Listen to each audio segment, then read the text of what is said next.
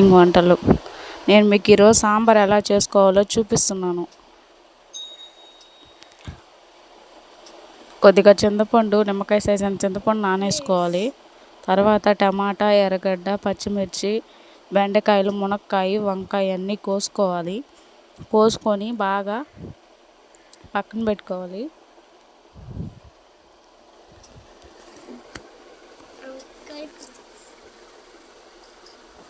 తర్వాత సరిపడినంత ఆయిల్ పోసుకొని దాంట్లో ఆవాలు, మెంతులు వేసుకోవాలి.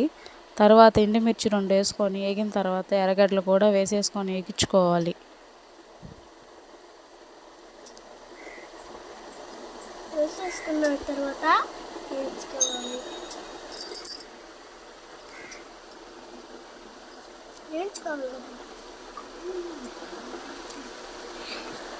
అవి బాగా వేగిన తర్వాత దాంట్లో టమాటాలు కూడా వేసుకొని బాగా వేగించుకోవాలి.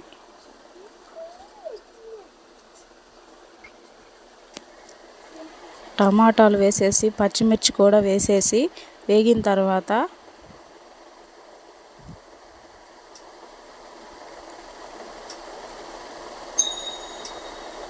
మనం తరుక్కున్న వంకాయ, బెండకాయ, మునక్కాయ అన్ని ముక్కలు కూడా దాంట్లో వేసేయాలి.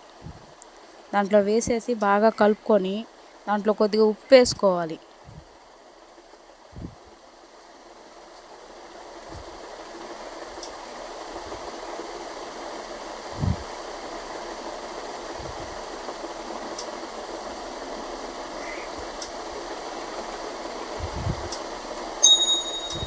బాగా కలుపుకోవాలి.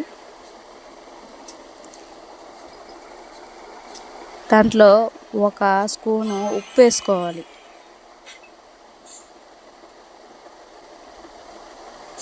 ఉప్పు వేసుకొని దాన్ని బాగా ఉడకనివ్వాలి. కొద్దిగా పసుపు,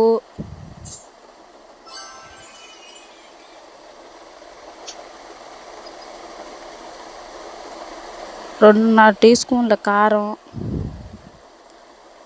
1/2 టీ స్పూన్ పసుపు, 3 స్పూన్ల ఉప్పు వేసుకోవాలి. అవి బాగా కలుపుకోవాలి.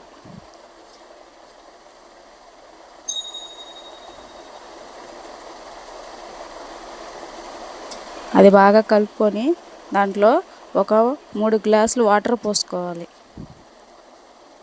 తర్వాత ఉప్పు సరిపడిందా లేదా అని చూసుకొని తర్వాత కందిపప్పు 1 గ్లాస్ కందిపప్పు, 1/2 గ్లాస్ కందిపప్పు నానబెట్టుకొని ఉడకబెట్టుకోవాలి.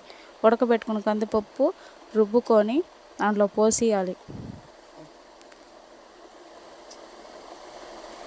దాంట్లో పోసేసి బాగా కలుపుకొని మూత పెట్టుకొని కొద్దిసేపు ఉడికించుకోవాలి. అట్లా ఉడికిన తర్వాత తెల్లు వచ్చిన తర్వాత దాంట్లో చింతపండు పులుసు ఉంది కదా, మనం చేసి పెట్టుకున్న చింతపండు పులుసు కూడా దాంట్లో పోసేయాలి.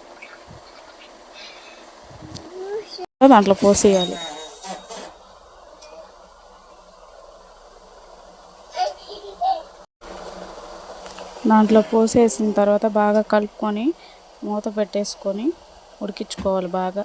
తర్వాత ఒక అరగంట తర్వాత సాంబార్ పొడి కూడా ఒక 3 టీ స్పూన్లు తీసుకొని సాంబార్ పొడి కూడా దాంట్లో వేసేసుకొని బాగా మిక్సింగ్ చేసుకోవాలి. అది బాగా మిక్సింగ్ చేసిన తర్వాత బాగా ఉడికిపోవాలి. ఉడికిన తర్వాత దించుకోవాలి. దించుకున్న తర్వాత చూపిస్తా friends. Thank you for watching.